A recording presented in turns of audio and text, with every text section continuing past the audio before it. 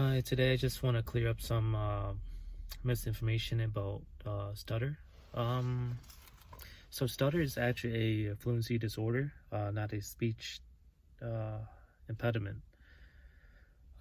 So that means that we do not have trouble with sounds or words, but when it comes to actual communicating, uh, that's where we have problem delivering the information. So a person could sound 100% fluent when singing, or as in my case, when I talk to myself, I don't really stutter unless it's a really, really bad day or a really stressful day. So with that, I have tried methods to trick my brain. So uh, my fluency would improve. So a couple stuff that I used at work, but then don't really work was when you cover one of your ear, you hear your voice differently. So with that, um, it would help your fluency in the short term.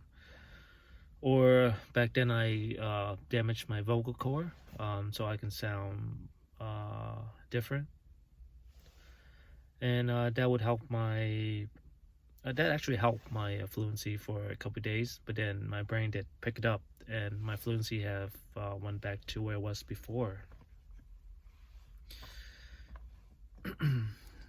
So recently, I gave a presentation in class, and I have informed my teacher that I have a fluency disorder.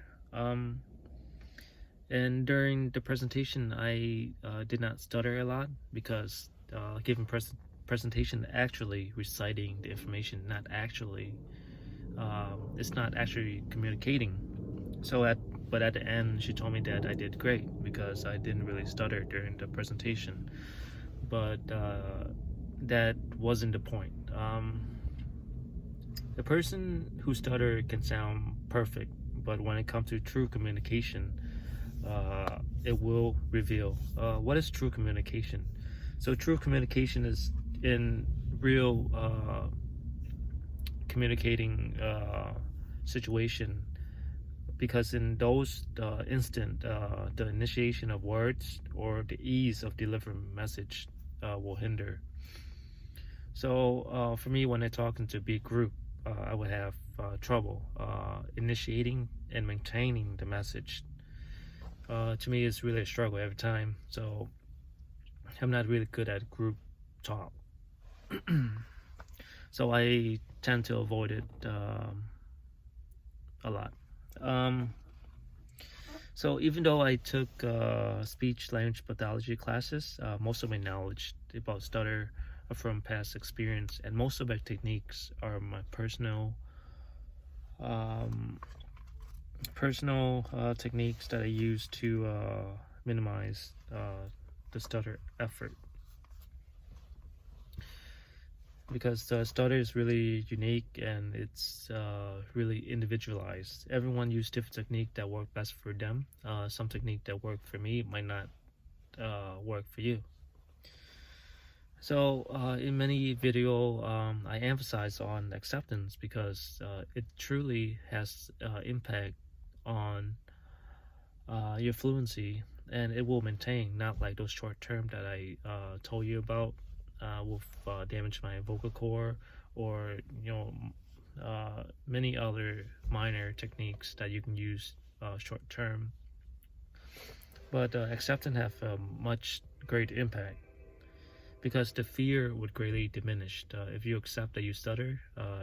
You know, I think for a person who stutter, the fear of other people know that you stutter, or the fear of the unknown, or the fear of uh, the other person's knowledge on stutter. And the second thing is you don't care for explanation anymore if you accept that you stutter, because I mean you can inform other people more about stutter, but if you accept that you stutter, you care less about the outcome of stutter. So that's just to clear up some misinformation about Stutter.